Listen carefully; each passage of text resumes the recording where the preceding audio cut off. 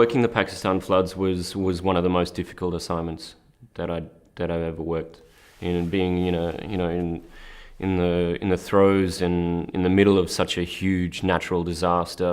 I think on the second day, one of my really good friends in Islamabad called me when I was in Delhi and said, "Look, I've never seen rain like this before. You really need to get here." So I jumped on the plane, was there within 3 days, and I got in on Saturday afternoon, evening. We went out at the break of dawn on Sunday morning, and we tried to get as far as we could out of Islamabad, like towards where the water had hit. One of the difficulties of covering such a disaster is getting access. So throughout the period of time, myself and other colleagues, we would just turn up to air bases and basically beg the army to take us up. And we needed to convince them that they needed to take us up because, as far as they saw it, it was less food that they could take. It was less people they could actually rescue. So after a number of days, they gave us one run. And from that one run, my colleague and I think we had 6 front pages from that day's coverage, just showing the scale and the size of what was happening. So we went back with these front pages, and one of the front pages, my colleague from Reuters, Idris Latif, had, and the headline read, "Pakistan needs aid." And that's what made the difference for the pilots, for the majors. And after that, they then gave us access. They then gave us access to the helicopters. We'd fly over, what you would think is pretty much ocean, and then you'd see outlines of houses and villages that were just completely inundated with water. So it was shocking, to see it on the ground and then to see it from above. It was really alarming. The thing that sort of struck me about the whole assignment was, just seeing on a daily basis the desperation. In the first week, the only people that could get out to actually help were the Pakistan army. So when we were wading through one of the first towns, we saw these Pakistani helicopters, and they were dropping supplies and in various spots, and they'd just come in and do a quick sweep.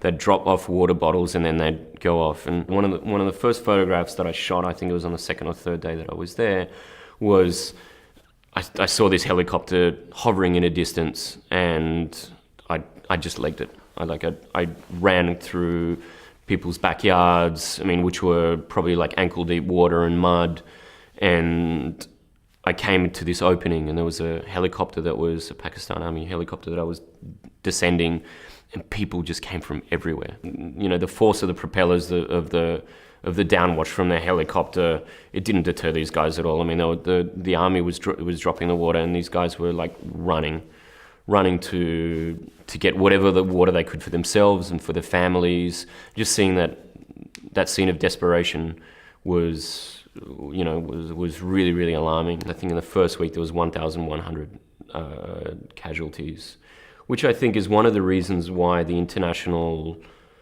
response to this was quite low or possibly insufficient, because people often look at just the casualties. But apart from the 1,100 people that were initially killed in the first week, and I think the numbers went up to like 1,800 or something like that by the end of the 4 or 5 weeks.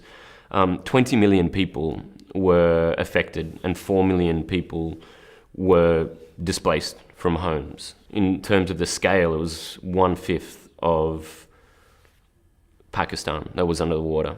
One of the photographs which has made it into the World Press Photo this year, and it's the opening photo from my series, and it depicts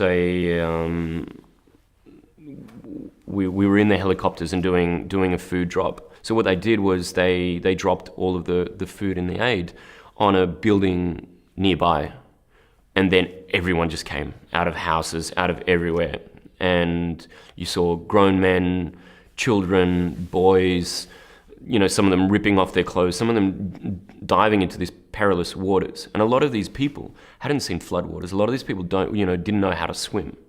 but just the sheer desperation of seeing them throw themselves and then literally battling against, the downwash from this helicopter was alarming. After seeing that scene, I really thought that the story had moved on, but it really hadn't. So that photograph made it to the front of the New York Times early edition and was actually knocked off because I think Federer won the US Open. So these are the kind of things and challenges that you are facing of keeping a story alive over a period of time.